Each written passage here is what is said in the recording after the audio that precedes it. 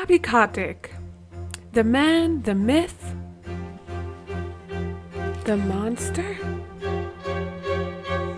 Perhaps a new methodology is required. This man is known as having been the CEO of Activision Blizzard. This man is also known as having been, and probably still being, a major douchebag. Take that back, Leonardo!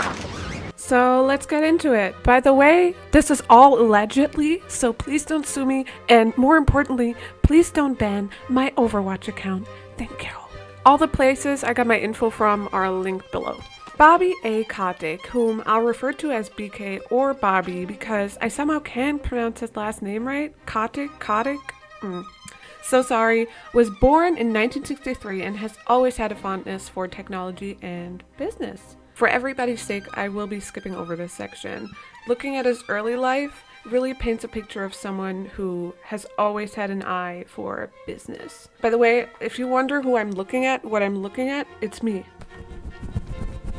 Bobby's early life really is such an enigma to me.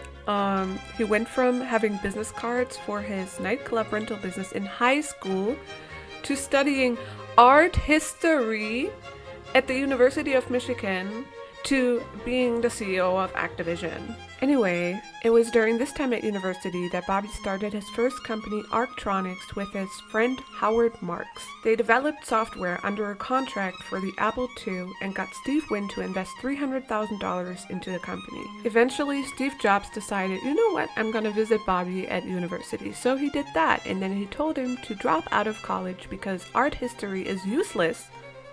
No, he didn't say that. Something like that. And he also said that studying the history of art wasn't going to be a productive way for me to spend my time. And told him he'd have to drop out of college or the contract wouldn't be able to be kept by Bobby. So Bobby dropped out.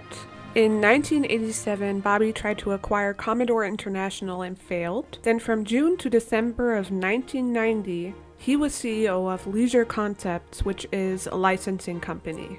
See, Bobby has this habit of dipping his toes into companies to see just how profitable they are. He lovingly calls it dating before we get married. What a romantic. Anyway, in December 1990, BK and his partner Brian Kelly bought a 25% stake in the almost bankrupt Activision, then known as Mediagenic. Bobby changed the name back to Activision and basically reconstructed the company. He became official CEO of Activision in February 1991. All fine and dandy. Until it wasn't. See, Bobby had a plan for Activision. A plan so divisive, he would walk down a very controversial road in the leading years to make it work. In the illustrious gaming days of 2007, Sir Bobby Kotick, adorned in a digital cape, declared at the Activision round table, "Let the gaming galas be frequent. No! Annual." So under Bobby's leadership, Activision adopted a strategy marked by the frequent release of new iterations of popular franchises. One of the most notable examples is the Call of Duty series.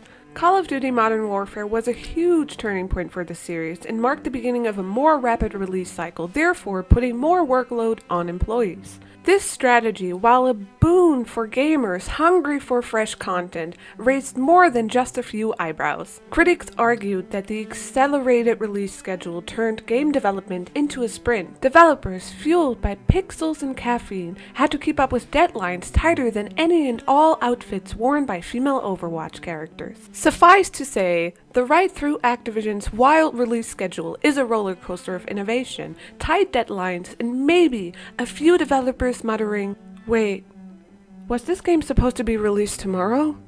By the way, during all of this, Bobby also engineered the Blizzard-Activision merger in 2008, causing for approximately 150 employees to lose their jobs. GameSpot reported that Activision Blizzard warned it would realign staff at Radical and High Noon.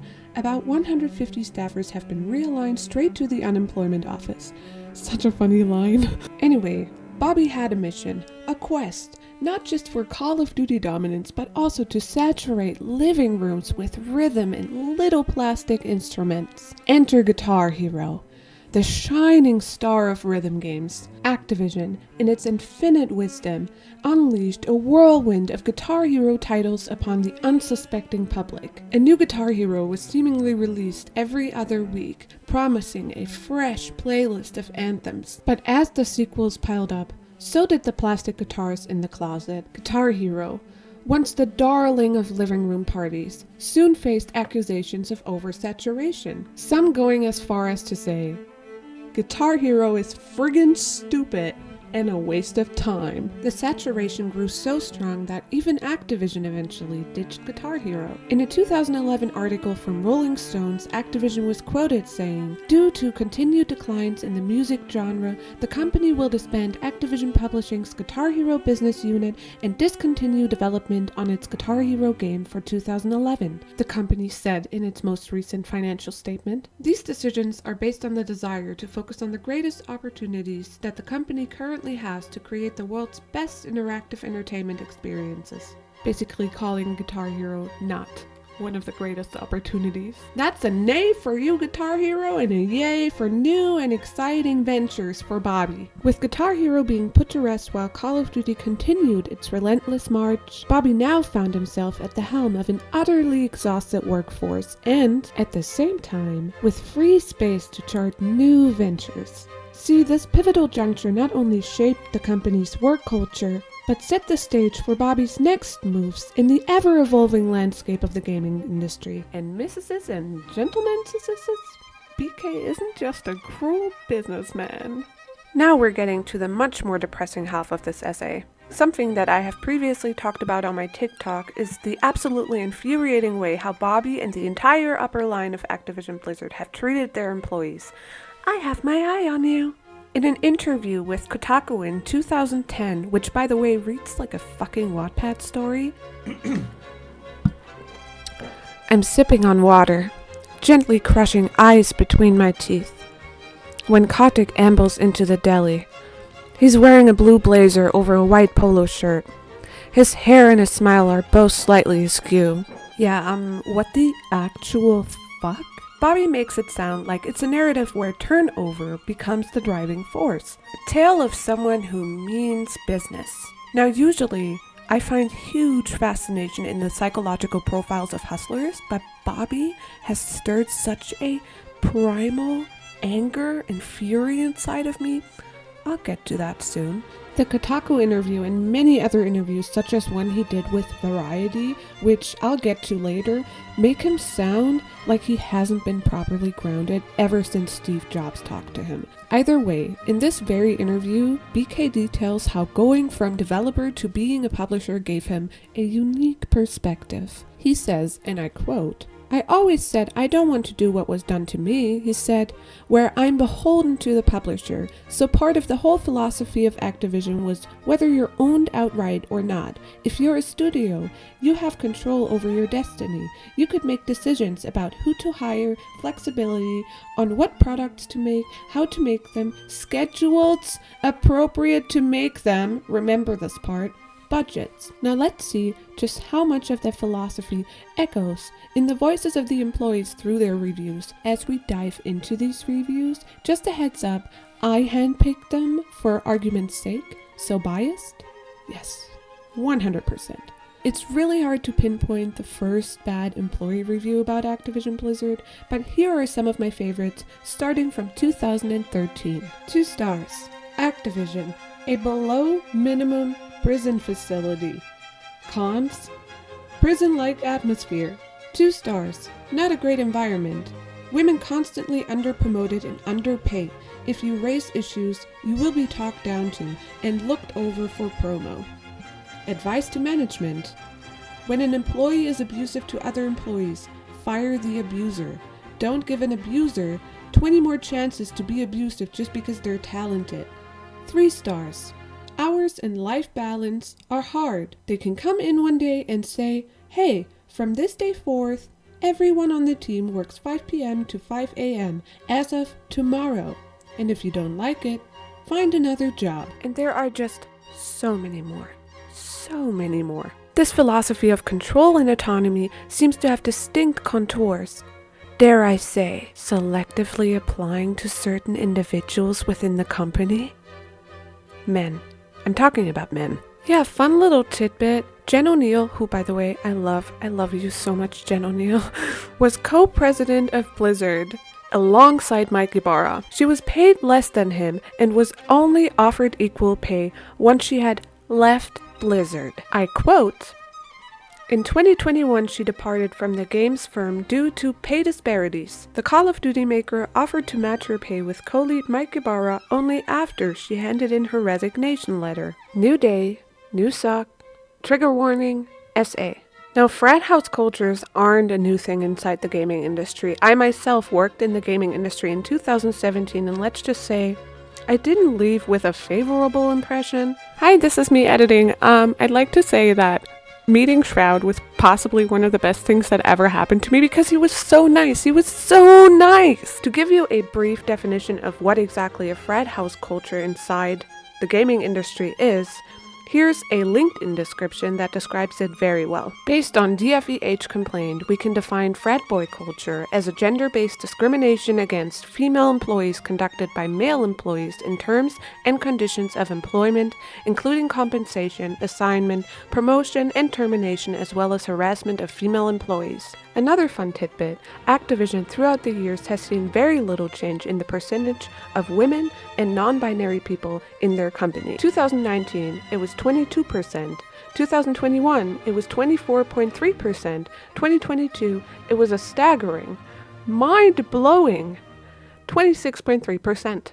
They did, however, make a commitment to increase the percentage to 50% over the next 5 years in a 2022 look back. Back on track, Activision Blizzard having a frat house culture was but a whisper amongst industry insiders until July 20th of 2021, when the DFEH, California's Department of Fair Employment and Housing, filed a lawsuit against Activision Blizzard. And I quote from a 2023 Variety article that paints a pretty decent picture. In a lawsuit filed against Activision in 2021, California's Civil Rights Department alleges that women were subjected to constant sexual harassment, including groping, comments, and advances, and that the company's executives and human resources personnel knew of the harassment and failed to take reasonable steps to prevent the unlawful conduct, and instead retaliated against women who complained. There are many detailed examples of such actions in the lawsuit, however, personally, I don't feel comfortable reading them to you. By the way, this is not the only lawsuit that Activision is facing during that year. In September of 2021, Activision Blizzard gets sued by EEOC. The reason for the lawsuit? Sexual harassment. An $18 million settlement was approved a few months later. With these lawsuits hanging over Activision, employees protested in front of the Irvine company campus. Look at this, it's so incredibly wholesome, wonderful. And these are the people Blizzard neglected. By the way, there's a poster that I saw quite a few times. I love it. I love it.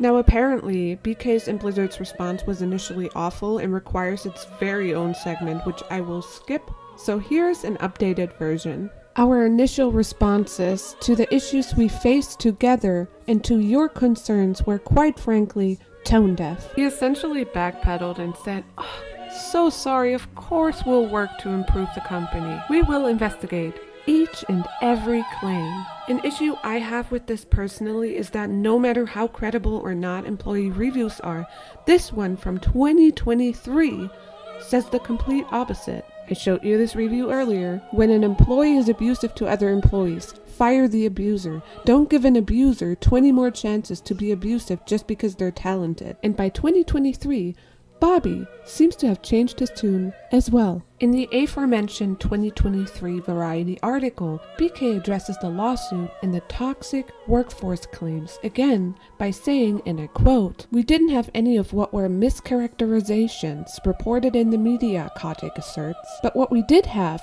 was a very aggressive labor movement working hard to try and destabilize the company." My brother in Christ. What? And the whole Variety article reads like this. The executive says he has been both humbled and outraged by what he considers malicious distortions about the company. For a company with 17,000 employees worldwide, Kotick asserts, Activision has had a relatively low level of harassment and assault complaints, though he says he'll release a transparency report that will provide exculpatory data from outside entities. He acknowledges that the stain left by the sweeping allegations will be hard to combat with pie charts and statistical tables. By the way, the transparency report that he mentioned is marked as privileged and confidential, so I will take the prudent approach and not quote this. It is, however, freely accessible on the internet, so feel free to read through it. The California versus Activision lawsuit reached a $50 million settlement in December of 2023. Now let's talk about Bobby and the men at Blizzard. I'd like to highlight my favorite article to come out of this, the magnum opus of anti-BK articles. This article had articles written about it. I'm talking about the 2021 report by the Wall Street Journal. This article addresses subjects ranging from Jen O'Neill saying in an email that she had previously been harassed at Activision, all the way to Bobby Kotick allegedly telling his assistant that he'd have her killed. But it gets so much more awful. I don't call 2017 the year we don't talk about for no reason. In 2017, on a night out, Dan Bunting, the co-head of Treyarch Studios, allegedly sexually harassed a female employee. Activision's Human Resources Department and other supervisors launched an internal investigation in 2019 and recommended that he be fired. Guess who intervened? Bobby. Dan did end up leaving the company when the Wall Street Journal reached out to him about this incident. According to the Wall Street Journal, Bobby also knew about the rape allegation against Sledgehammer supervisor Javier Panamino and did not tell the board. Activision did, however, take action and fired Javier. There was also Eduard Röhrig, a German. Ehrenlos!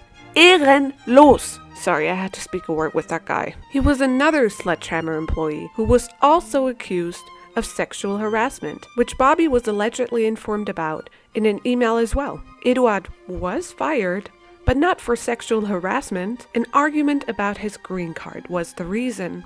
There's also Afraziabi, who lovingly called his hotel room the Cosby Suite. He got a slap on the wrist. There's another instance from 2017 involving Greg Restituido, but I will go into detail about that soon. The article details that even Bobby himself had been accused several times throughout the years. I quote, "In 2006, one of his assistants complained that he had harassed her, including by threatening in a voicemail to have her killed. According to people familiar with the matter, he settled the matter out of court, the people said. The Activision spokeswoman said, Mr. Kotick quickly apologized 16 years ago for the obviously hyperbolic and inappropriate voicemail, and he deeply regrets the exaggeration and tone in his voicemail to this day." Bro, what? Then in 2007, BK was sued alongside his buddy Andrew Gordon and their company Cove Management by a flight attendant because she had allegedly been sexually harassed by a pilot, reported it to Gordon, and then was wrongfully terminated by Kotick. Cove settled with the flight attendant for $200,000. And while we've already mentioned quite a few men at Activision who are sick fucks, Take that back, Leorio! meet Ben Kilgore. He faced multiple allegations of sexual harassment against female employees. He was fired upon approval by BK himself in 2018. Nice stuff, Bobby! Then there's also Derek Ingalls, who made plenty, very funny, to him at least, and very inappropriate jokes. No clue when he left, but he left. I mean, talk about a company riddled with scandals. All of this information paints an incredibly interesting picture of Bobby Kotick and Activision Blizzard. Now I'd like to shift the focus onto a case that turned Activision Blizzard into one of the most inhumane and vile companies for me. New day, not a news sock. Trigger warning, SA, death.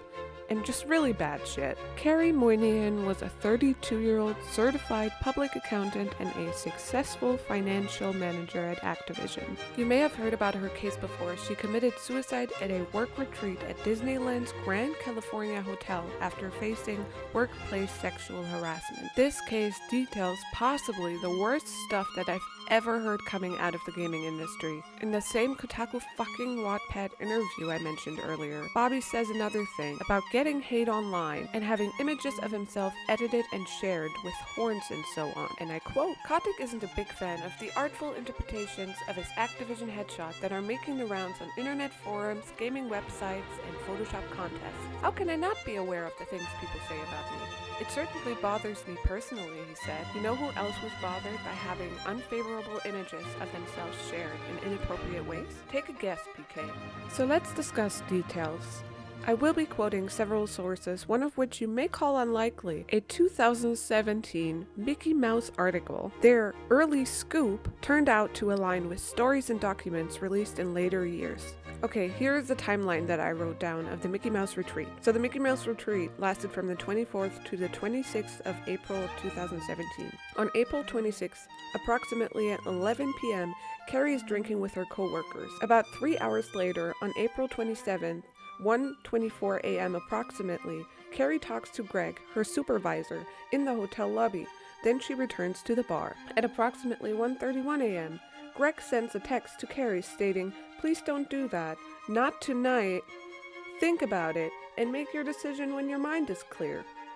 At approximately 1:52 a.m., Kerri leaves the bar and goes to her room. And according to coroner's reports, around 2 a.m., Kerri dies. On April 27th of 2017, the body of Kerri Moynihan had been found in her hotel room by a security manager at Disneyland. The security manager called the Anaheim police to investigate the scene, and they soon arrived. Court documents mention that there were no indications about her wanting to commit suicide. No note, no text messages, the fact she chose a bathrobe belt owned by the hotel. Now there are many assumptions and witness tellings, like for example this one. We were told by witnesses at the scene that antidepressant pills were scattered all over the victim's hotel room, desperately trying to make it appear as obviously that it can be that it was an apparent suicide. However, the overt display only raised more red flags with investigators at the scene. Like I'm telling you, there's something so stiff about this fucking case. See, it turns out that a picture of Kerri's private parts had been shared around at a holiday party. She was also having sexual relations with her supervisor, Greg Restituido. Greg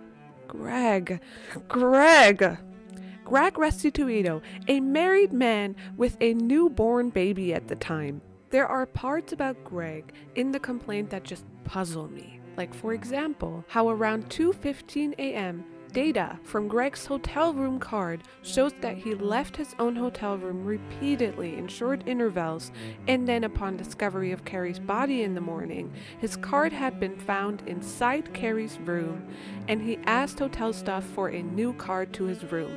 He later told detectives that he had been in Kerri's room to prepare for a presentation. Reminder that this is by no means supposed to be a hit piece or an opinion piece. I try to stick to documentations as much as I can, even though I definitely have opinions. For time's sake, I will be skipping through a few absurd parts. Let me get to possibly the most telling part of the complaint. The first time an APD detective interviewed Restituido, he concealed the fact that he had been having a sexual relationship with Kerri.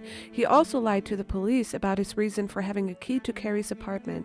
It was not until he was interviewed a second time and a detective directly confronted him about his relationship with Kerri that Restituido admitted that he had been having a sexual relationship with her. Activision refused to turn over Kerri's work-issued laptop to the APD, refused to give them access to Restituido's work-issued laptop, refused to give them access to Restituido's work-issued cell phone, and told the police that Restituido's cell phone had been wiped. corrupt. The APD did not dust Kerri's hotel room for prints or process the room as a crime scene, did not inventory all the property found in the room, did not preserve a razor head and handle that had been found in the room, did not question Restituido as if he were a suspect, did not search or seek consent to search Restituido's personal cell phone, did not question Restituido about his text message to Kerri preceding her death, did not make an effort to determine a motive for Kerri's purported suicide, and did not seek any warrants. On or about May 23, 2017, the APD closed the case. How fucking corrupt. I get that you might want to protect confidential info, but come the fuck on. This complaint I'm reading from is from 2022, by the way, so a year after the initial DFEH suit was filed. Just 3 months after Kerri's parents filed the complaint, they asked for dismissal with prejudice, preventing them from filing the same action again. Opinion incoming? Given that Bobby has a fantastic track record of telling people he'll have them killed, I'm honestly not surprised. New day, new sock. Conclusion. Cats. What a fucking shit show. I had a literal anxiety attack every single day while making this essay, just so you know where my mind was at. In conclusion, navigating through the labyrinth of Activision Blizzard's controversies has been a roller coaster of emotions and revelations. As I close this chapter, it's not just about exposing the company's skeletons, but also reflecting on the damage these issues bring. From the frustrations of employees to the moral challenges faced by the leadership, it's clear that change is overdue in the gaming industry. So here's to fostering a culture where passion for gaming is met with a commitment to respect and fairness. Cheers to a future where every gamer, regardless of gender or background, can enjoy their favorite games without the shadows of a scandal. As for Bobby, he wants to focus on philanthropic endeavors now. And looking forward to spending the rest of my life focused on more philanthropic efforts. As for the company, Mac Booty, Microsoft's gaming content and studios president, will take care of Activision Blizzard. Tidbit: Microsoft also faced accusations of a toxic work environment in 2022. Special thanks to Ludwig and J. Schlott for the music in the background. Oh my god. This is it. This is it. This is it.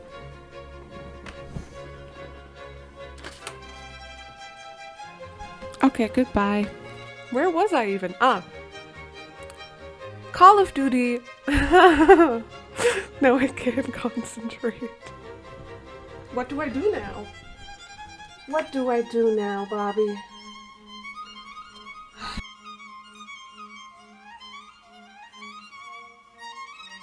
This is gonna sound like a hit piece, and fuck, call it a hit piece.